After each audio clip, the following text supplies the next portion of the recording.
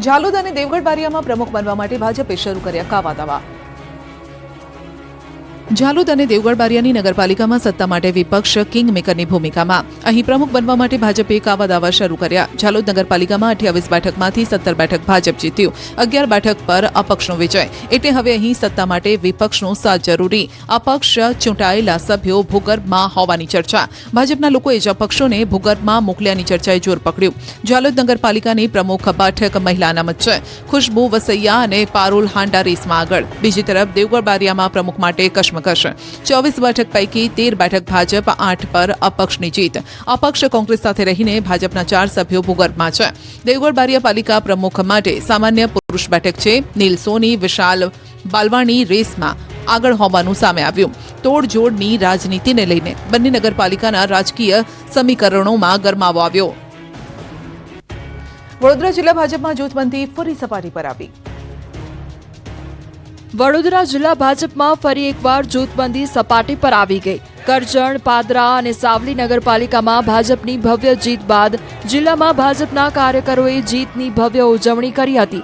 વડોદરા શહેર ભાજપ પ્રમુખ વિજય શાહ સહિત કાર્યકરો સાથે કરજણ ખાતે જીતની ભવ્ય ઉજવણી કરવામાં આવી હતી।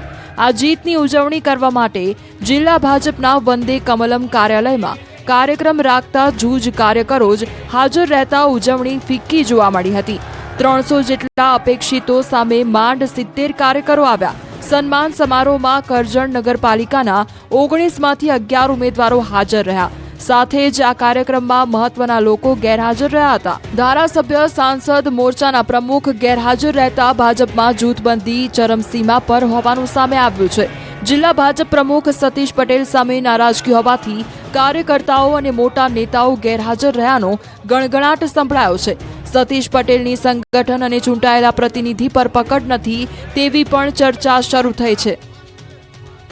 મહિલાઓના વાંધાજનક વિડીયો વેચતા નરાધમોને અમદાવાદ લવાયા। ગુપ્ત વિડીયો વેચી લખપતિ બન્યા। મહિલાઓના વાંધાજનક વિડીયો વેચનારા ત્રણેયને અમદાવાદ લવાયા। પ્રયાગરાજથી યુટ્યુબ અને મહારાષ્ટ્રથી ટેલિગ્રામ ચેનલ ચલાવતા કુલ 3 શખ્સોની સાયબર ક્રાઇમે ધરપકડ કરી। રાજકોટની પાયલ હોસ્પિટલમાં મહિલાઓના સારવાર દરમિયાનના ચેકઅપના આપત્તિજનક સીસીટીવી ફૂટેજ વેચવાના કૌભાંડમાં અમદાવાદ સાયબર ક્રાઇમે મહારાષ્ટ્રથી 2 અને પ્રયાગરાજથી 1 આરોપીને ઝડપી અમદાવાદ લાવ્યા।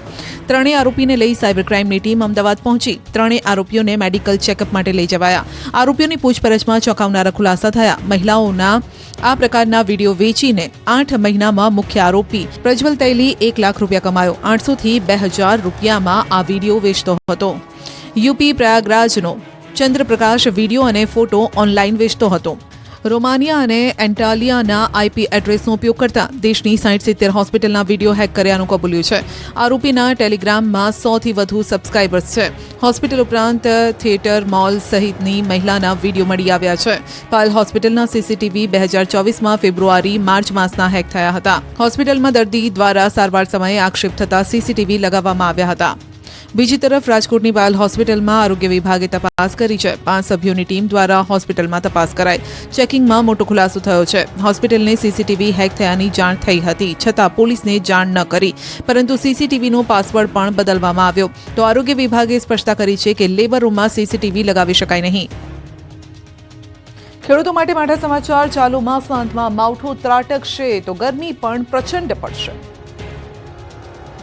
રાજ્યમાં શિયાળાએ વિદાય લીધી। ઉનાળાનો પ્રારંભ। ફેબ્રુઆરી માસમાં માર્ચ મહિના જેવી ગરમી પડતા લોકો ત્રાહિમામ। મોટાભાગના શહેરોમાં આકરી ગરમી પડી રહી છે। તાપમાનનો પારો 35 ડિગ્રીને પાર પહોંચ્યો। હજુ આકરી ગરમી સહન કરવા માટે તૈયાર રહેવું પડશે। હવામાન વિભાગે આગાહી કરી છે કે આગામી 2 દિવસમાં તાપમાનનો પારો 2 થી 3 ડિગ્રી વધશે। કેટલાક વિસ્તારમાં 35 ડિગ્રીને પાર પહોંચશે। હાલ ઉત્તર પશ્ચિમ તરફના પવનો ફૂંકાઈ રહ્યા છે, જેથી બેવડી ઋતુનો અનુભવ થઈ રહ્યો છે। ખેડૂતો માટે ફરી માઠા સમાચાર આવ્યા છે। હવામાન નિષ્ણાત અંબાલાલ પટેલે આગાહી કરી છે કે ચાલુ મહિનાના અંતમાં માવઠું થશે। રાજ્યના કેટલાક ભાગોમાં 24 ફેબ્રુઆરીથી ફેબ્રુઆરીના અંત સુધીમાં માવઠું માઠી દશા બેસાડશે।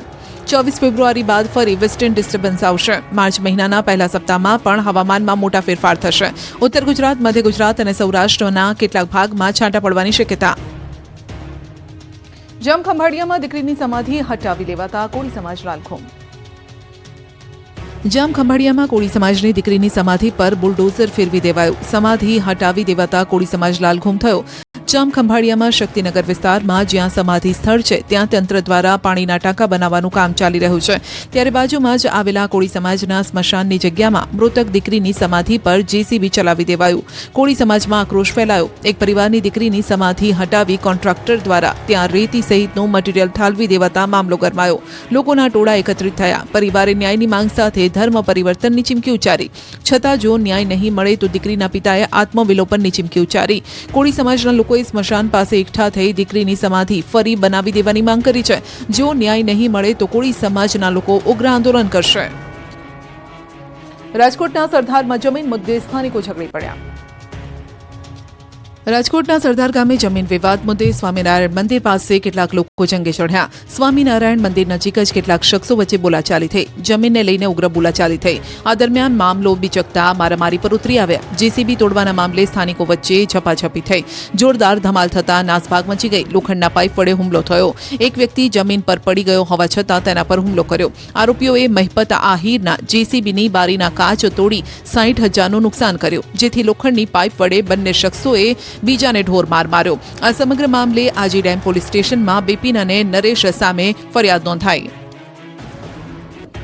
અમદાવાદના રોડ પર ગેસ લાઇન લીકેજ થતા ભડાકા. થયું ખોદકામ અને રોડ પર થયા ભડાકા. દ્રશ્યો છે અમદાવાદના. યુએન મહેતા હોસ્પિટલ પાસે ખોદકામ ચાલી રહ્યું હતું. ગેસની લાઇન લીકેજ થતા રિપેરિંગ કામ ચાલી રહ્યું હતું, ત્યારે જ રોડ વીજ ડીપીમાં ધડાકા થયા. આ સાથે જ આગ ફાટી નીકળી. પહેલા તો વીજ લાઇનની ડીપી પાસે કડાકા ભડાકા સાથે આગ લાગી. જાણે કોઈ ફટાકડા ફૂટતા હોય તે રીતે લગભગ 2 થી 3 મિનિટ સુધી ધડાકા થતા રોડ પર નાસભાગ મચી. જે બાદ ગેસ લાઇન લીક થયેલી હતી ત્યાં આગ પહોંચી. આગ વધુ પ્રસરે તે પહેલા જ ફાયર વિભાગને જાણ કરવામાં આવી. ફાયરની ટીમે પહોંચીને આગ પર પાણીનો મારો કરી આગને કાબૂમાં લીધી. ભરબજારમાં ટ્રાફિકથી ધમધમતા વિસ્તારમાં આગ લાગતા લોકોમાં ડરનો માહોલ સર્જાયો. સદનસીબે ઘટનામાં કોઈ જાનહાનિ નથી થઈ. સુરતની ખાનગી સ્કૂલમાં આગ લાગતા દોડધામ. એસીમાં બ્લાસ્ટ.